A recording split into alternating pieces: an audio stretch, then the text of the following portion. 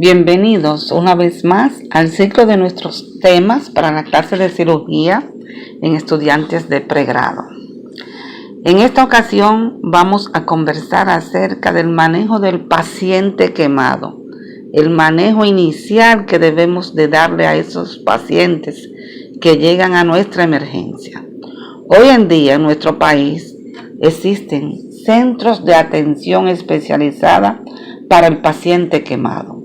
Pero debemos de estar al tanto, debemos de manejar ese paciente cuando llega a cualquier emergencia, aunque después sea referido a un centro de atención especializada con otras condiciones. Entonces, para el manejo inicial de esos pacientes tenemos que tomar en cuenta algunos cambios que se producen a nivel térmico, a nivel de la temperatura, a nivel de la piel, a nivel de los tejidos. Esos cambios fisiopatológicos van a afectar distintos órganos, entre ellos el sistema renal, el sistema endocrino, el circulatorio y el nervioso. Entonces, ¿qué debemos tomar en cuenta en esos pacientes? Debemos tomar en cuenta que estos pacientes van a tener una gran evaporación de líquido. Entonces, ¿por qué pasa esto? Ustedes saben que hay una destrucción de la piel. ¿Y cuál es la barrera que tiene nuestra piel? La epidermis. Entonces, se va a perder mucha agua producto de la evaporación. Hay que tomar en cuenta que debido a ese mecanismo, algunos de estos pacientes pueden realizar hasta un shock hipovolémico, porque hay una disminución del gasto cardíaco. Hay una infección. Esa infección puede ser creada a través de esa pérdida de la barrera de la piel. De ahí que se discute y que hay varios criterios acerca del uso o no de los antibióticos en estos pacientes. Entonces, en algunos casos va a haber cambios en los gases arteriales por la inhalación de humo. Es decir, que el agente causante de la quemadura debe de tomarse en cuenta al momento de uno recibir los pacientes y de realizar el historial clínico. Vamos a indagar. Si el paciente no está apto para contestar nuestra pregunta, vamos a indagar con las personas que lo traen. Hay que hacer ese interrogatorio y saber muy bien qué hay que hacer en cada caso. Entonces, ¿cuál es el manejo inmediato de esos pacientes? Recuerden que una quemadura es un trauma, es una agresión. Entonces, ¿qué hemos discutido en esos pacientes? El ABCDE. Recuerden, ABCDE. También aquí ese esquema se plantea y se ejecuta.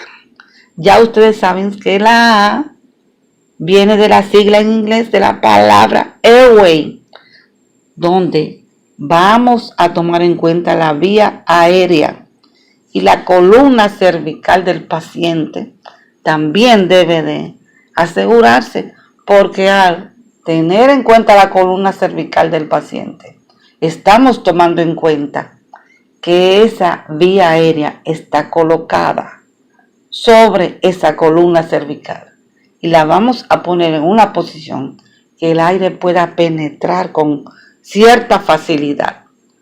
¿Cómo vamos a hacer esta maniobra? Recuerden que hay que movilizar el mentón y la frente del paciente para ponerlo en una posición de hiperextensión para que la ventilación pueda penetrar y haya una mejor facilidad para la colocación de el tubo orotraqueal, si hay que colocarlo. No en todos los casos, pero nosotros vamos a valorar en qué paciente debemos de colocarlo, porque el paciente quemado se considera también un paciente politraumatizado. Sospechamos de manera franca que hay una quemadura inhalatoria cuando haya exposición a humo, a ciertos gases, cuando hay alteración de la conciencia. Y es en estos casos que entonces vamos a realizar la intubación orotraqueal. Entonces, ahora pasamos a la B, ¿no? Recuerden que dijimos A, B, C, D, E. O sea, ahora en la B vamos a valorar la ventilación. Tomando en cuenta que cuando yo digo B, es con B larga. ¿Ve? Pero ventilación es con V, con la B corta. Entonces, B de la B larga viene de breathing, en inglés, breathing. Entonces, aquí vamos a valorar la ventilación del paciente. Vamos a comprobar que esté respirando, que haya una buena ventilación. Por eso vamos a observar la caja torácica del paciente. Vamos a valorar los movimientos respiratorios. Hay que tomar en cuenta que este paciente tenga una buena ventilación. Vamos a auscultar que sus pulmones estén funcionando de manera adecuada. Y una vez que hayamos comprobado todo esto, entonces vamos a decidir la instauración de oxígeno.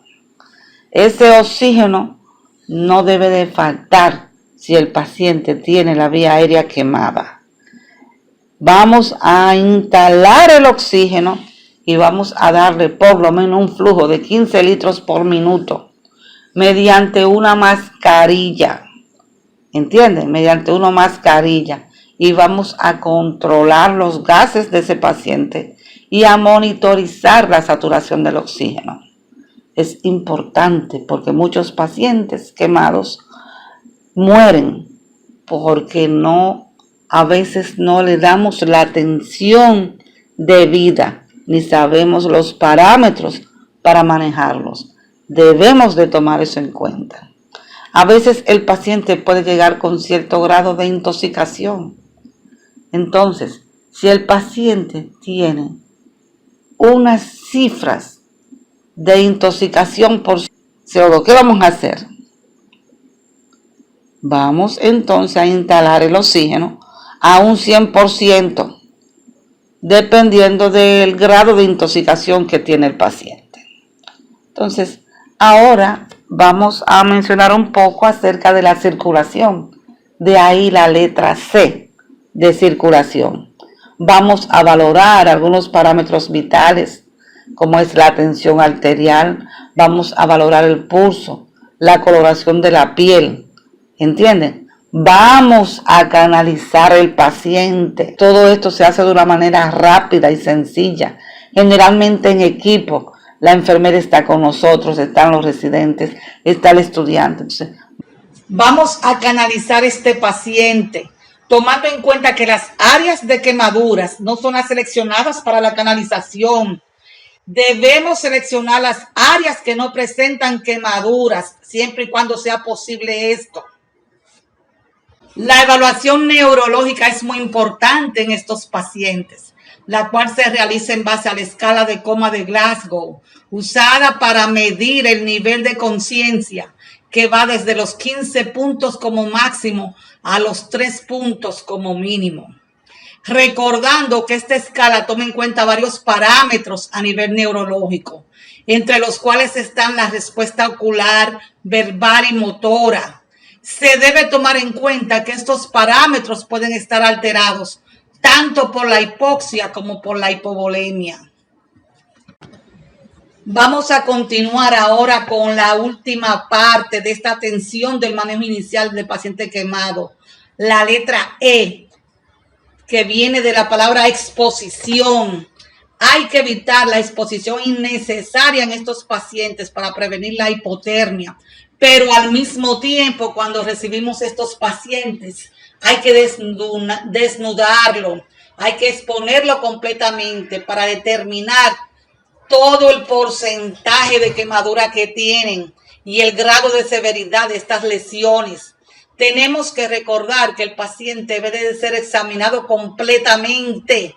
Todas áreas corporales hay que desnudarlo, sobre todo aquellos que son recibidos producto de explosiones, quemaduras por fuego y otros.